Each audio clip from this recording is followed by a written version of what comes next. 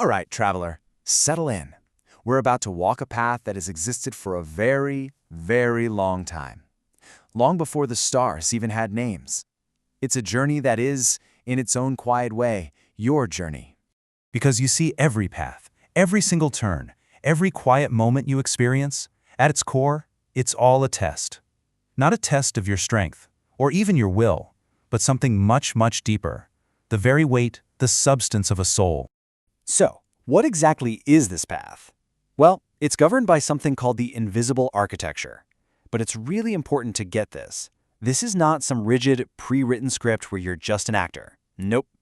It's a system of probability, of pure potential. And it's so easy to get it wrong, isn't it? To mistake its influence for cruelty. You miss a train, you have a chance encounter, and it can feel like some tyrant is just up there pulling the strings. But the architecture isn't a master. It's more like a silent guide, a supportive structure for the journey you're on. And what's the endgame? What's its ultimate goal? Why does it seem to narrow some doors and just widen the silences around others? It's all designed to lead you, the traveler, to one single point of absolute clarity. A moment where you can make a choice that is truly, authentically yours, unburdened. So how does this architecture work? It works through 5 constant pressures, these unavoidable truths of just being alive. The best way to think of them is like the 5 fingers of a hand that gently, constantly shapes your world. And these forces, well, they're things we all know intimately. First, there's the heavy weight of memory. Then, that restless hunger for the future. Third, you've got the steadying chill of fear.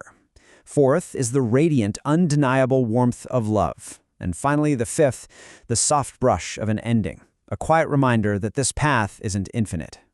These forces are always there, influencing you, guiding you, bending your path in these subtle ways. But here's the crucial part. They are not meant to strike you down.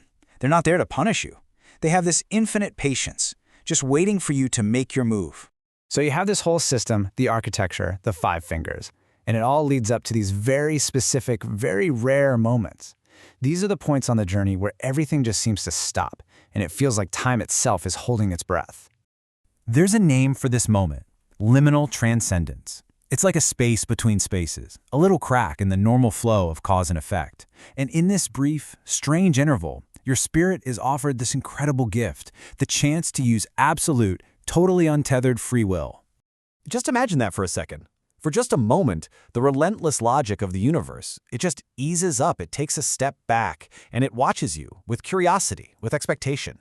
Everything that was pushing and pulling you is, for a moment, gone. And right there, in that quiet stillness, comes the great test. What do?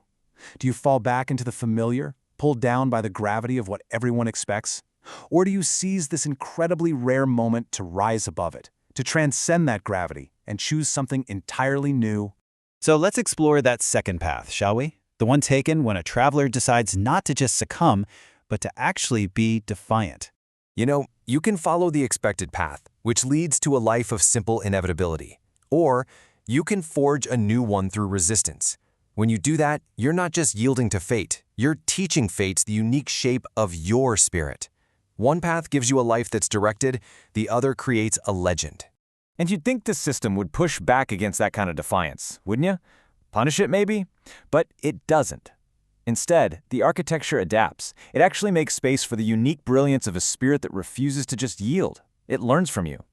This is the real reward for that choice. It's the opportunity to not just pass through the world, but to leave a mark that can't be erased, to carve a name, not in stone, but into the very silence of eternity itself.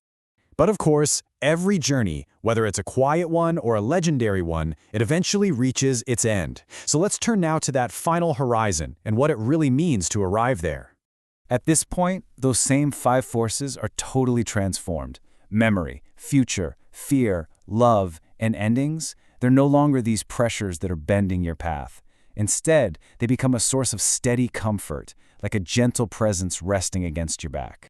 This is the highest purpose of that whole grand, invisible architecture, to get you through every struggle, every choice, to hold the universe together just long enough to be able to offer this.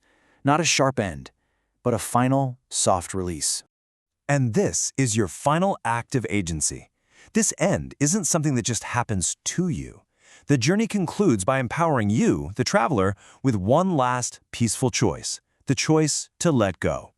And so, we end right back where we began, with you, knowing the path, knowing the forces at play, and knowing the choices that are waiting for you. What will your journey create? Traveler, what name will you carve into the silence?